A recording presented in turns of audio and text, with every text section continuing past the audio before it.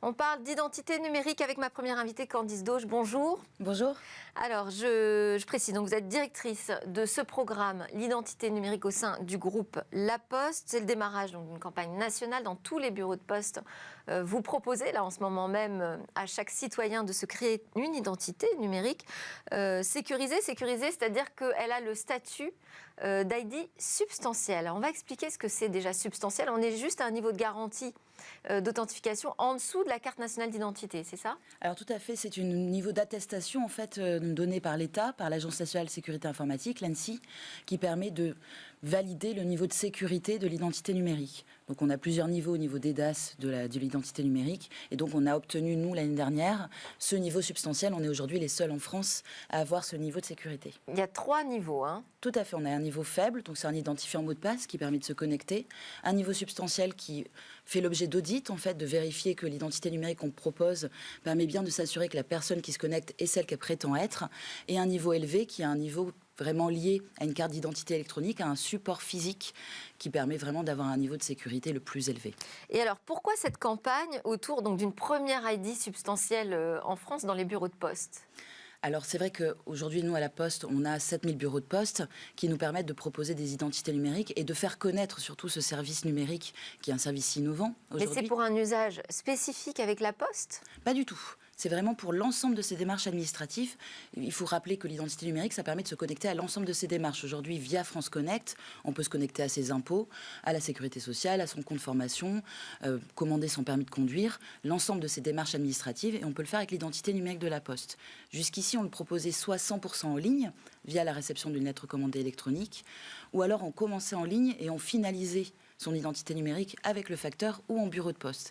Et là, on vient de lancer depuis lundi dernier le fait de pouvoir s'enrôler de bout en bout, finalement, en bureau de poste. Donc, on va en bureau de poste et on nous propose une identité numérique. Et alors, comment ça marche que vous dites dans votre campagne, en 5 minutes, on crée son identité numérique sécurisée? Tout à fait. Bon, on va voir son chargé de clientèle, on présente sa pièce d'identité. Donc, il faut être client déjà de la Poste. Il faut se rendre dans un bureau de poste, manifestement. Et on n'a pas forcément un chargé de clientèle quand on va à la Poste. On peut y aller aussi juste pour son courrier. On peut y aller pour son courrier et il y a des chargés de clientèle dans le bureau de poste. D'accord, donc on peut y aller même si on n'est pas client de la banque postale.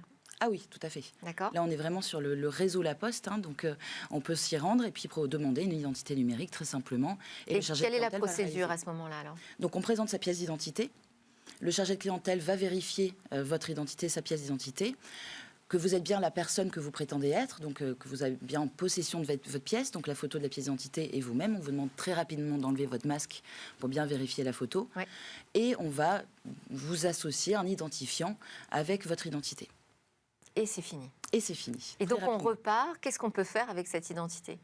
Donc ce qu'on peut faire aujourd'hui, comme je le disais, c'est... Ça remplace un France Connect, typiquement ? Alors, France Connect, c'est comme si c'était une porte et l'identité numérique, c'est la clé. C'est-à-dire que France Connect ça remplace plutôt mon mot de passe et mon identifiant ? Exactement. On peut très bien aujourd'hui aller sur les impôts avec son identifiant fiscal, aller sur Amélie avec son identité de sécurité sociale, etc., etc.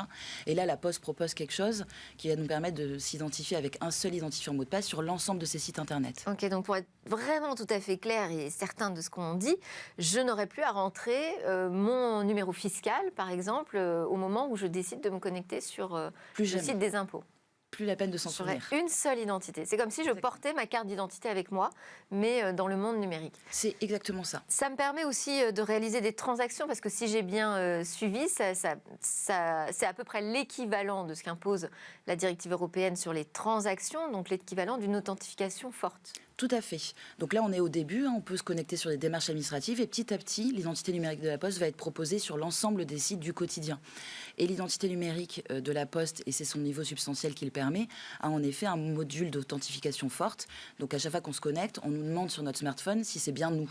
Donc on a un code à saisir pour dire oui, c'est bien moi qui me connecte. Donc exactement ce que fait votre banque en fait à chaque fois que vous faites un paiement. Et comment s'appelle cette identité ? L'identité numérique. Tout simplement. Tout simplement. Bon. On parle sécurité des transactions, on parle de l'authentification, donc ce sont des sujets quand même très, très complexes aujourd'hui. Vous avez obtenu un label de l'ANSSI. Quels ont été les efforts, je dirais, technologiques à déployer pour garantir un maximum de sécurité sur cette identité ?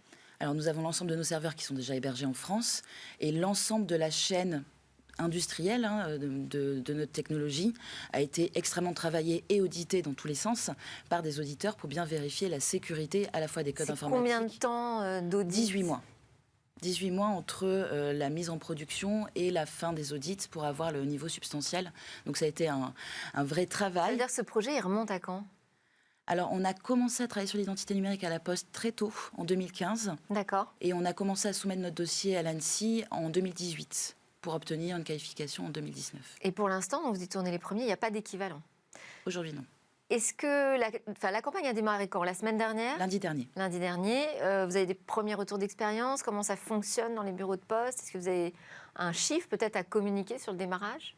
Alors, on a un très beau démarrage puisqu'on a multiplié, on a fait en 3 jours ce qu'on fait normalement en 1 mois de création d'identité numérique. D'accord. On a un très très beau démarrage et des chargés de clientèle très motivés à proposer l'identité numérique. Ils ont bien compris l'intérêt.